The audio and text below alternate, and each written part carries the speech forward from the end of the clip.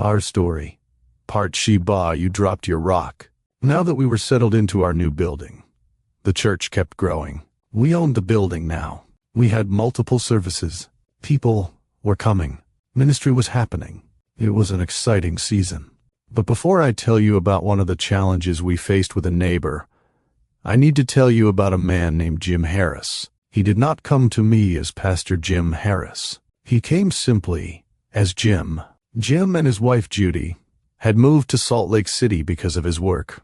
They began attending the church and quickly became part of what God was doing. Jim was faithful.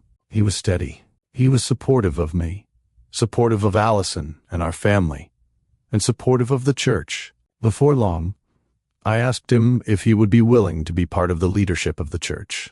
He agreed, and that became a huge blessing. This was back in the early days of Apple computers. I remember handing Jim one of those little boxy Apple computers and asking him if he would take over the church finances. Jim understood finances, and I did not. So I handed him the computer and basically said, "Everything is on here." That was about the depth of my financial system. But Jim took it, figured it out, and began helping us in a way we badly needed. Over time, Jim became one of our board members, and he and Judy became major parts of the journey. They were a blessing to the church, but they were also a personal blessing to me. I am telling you about Jim before I tell the next story because the Lord knew I needed people like him in my life. Jim was more mellow than I was, more measured, more patient, and I needed that. The Lord would do this more than once in my life. He would bring people around me who helped smooth out some of my rough edges. Later, he would bring Pastor John Cowan into my life in a similar way, and I will talk more about him later. But in those days, I needed a Jim Harris, because I was still young, I was still learning, and sometimes I was too rash, too sharp, and too quick to respond.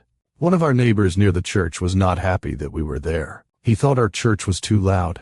We had services, we had concerts, we had outreach events. We had people coming and going all the time.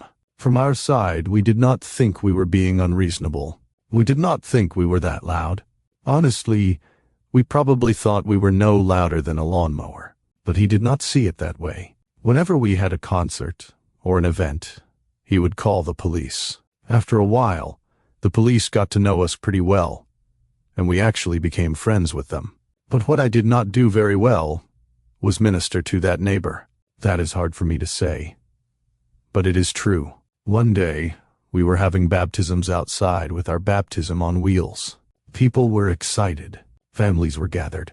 I was standing there in front of everyone, talking about baptism and what it meant to follow Jesus publicly. Right in the middle of that moment, a car came flying into the parking lot.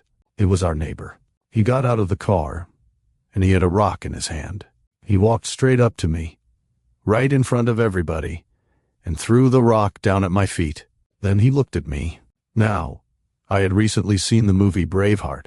There is a scene where someone throws a rock at William Wallace's feet, and he looks at him and says, "You dropped your rock." So when this man threw the rock at my feet, that was the first thing that came into my mind. I looked at him and said, "You dropped your rock." That did not help.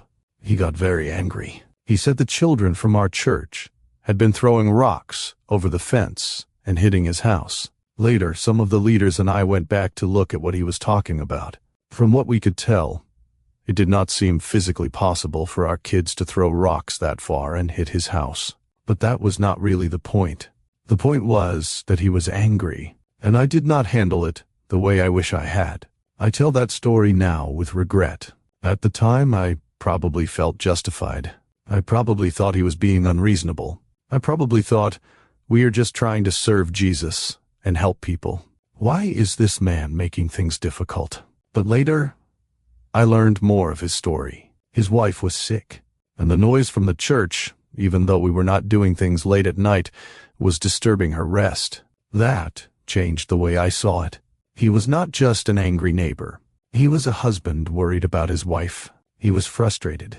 He was tired. He was trying to protect someone he loved, and I missed that. Looking back, I wish I had handled it differently. I wish I had slowed down.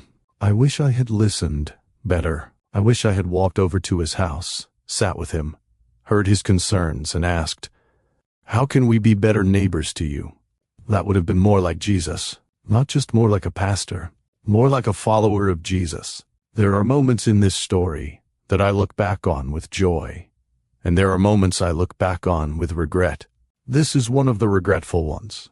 But even in that, I see the mercy of God, because Jesus kept bringing people into my life like Jim and Judy Harris, people who loved us, helped us, balanced us, and smoothed out some of the roughness in me. And there were many others too. I am leaving out names, not because they did not matter, but because there were so many people who helped carry the work.